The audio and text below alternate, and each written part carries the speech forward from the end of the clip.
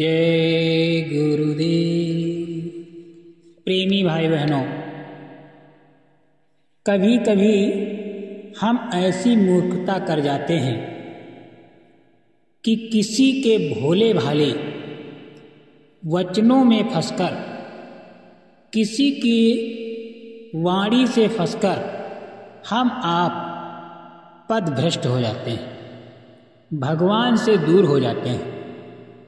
क्योंकि लालच एक ऐसी वस्तु है जिसको पाने की लालसा में हम आप अपना नैतिक कर्म भूल जाते हैं।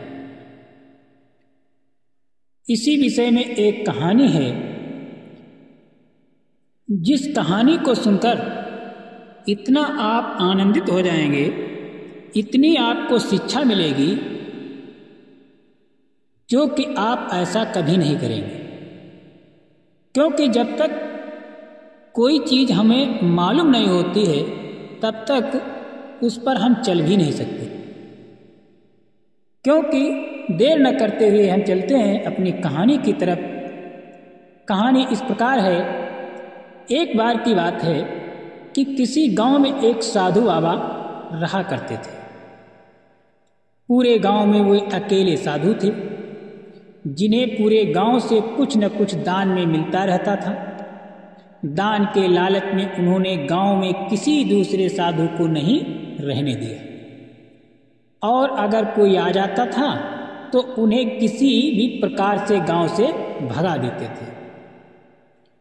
इस प्रकार उनके पास बहुत सारा धन इकट्ठा हो गया था।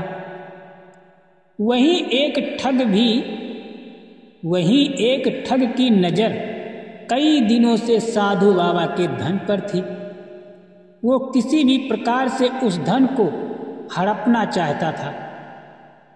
उसने योजना बनाई और एक विद्यार्थी का रूप बनाकर साधु के पास पहुंच गया। उसने साधु से अपना शिष्य बनाने का आग्रह किया। पहले तो साधु ने मना किया, लेकिन फिर थोड़ी देर बाद मान गए और ठग को अपना शिष्य बना लिया। ठग साधु के साथ ही मंदिर में रहने लगा और साधु की सेवा के साथ साथ मंदिर की देखभाल भी करने लगा। ठग की सेवा ने साधु को खुश कर दिया, लेकिन फिर भी वो ठग पूरी तरह विश्वास नहीं कर पाया।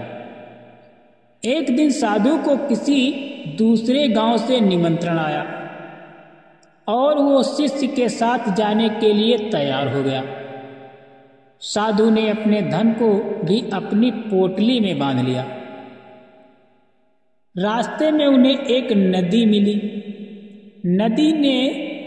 साधु ने सोचा कि क्यों न गांव में प्रवेश करने के पहले नदी में स्नान कर लिया जाए।